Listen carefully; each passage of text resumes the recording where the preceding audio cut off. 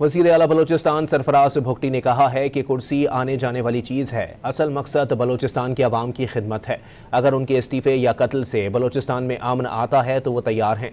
कोयटा में शहीद नवाबजादा मीर सिराज खान रईसानी की 8वीं बरसी के मौके पर ताज़ियती रेफरेंस से खिताब में वज़ीर आला बलोचिस्तान ने कहा कि बशीर ज़े और डॉक्टर अल्लाह नज़र आमन की ज़मानत दें तो वो पहले शख्स होंगे जो कुर्बानी देंगे।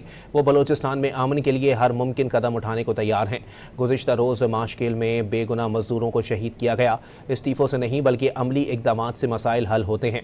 उनकी गवर्नेंस या कारकर्दगी पर तनकीद करें, लाशों की सियासत ना करें। शहदा की लाशों पर सियासत करना मुनासिब नहीं। शहदा के लवाहिकीन के जायज़ मुतालबात पूरे करने के लिए तैयार हैं। वज़ीर आला बलोचिस्तान सरफराज भुगटी ने कहा है कि कुर्सी आने जाने वाली चीज़ है। असल मकसद बलोचिस्तान की आवाम की खिदमत है। अगर उनके इस्तीफ़े या कत्ल से बलोचिस्तान में अमन आता है तो वो तैयार हैं।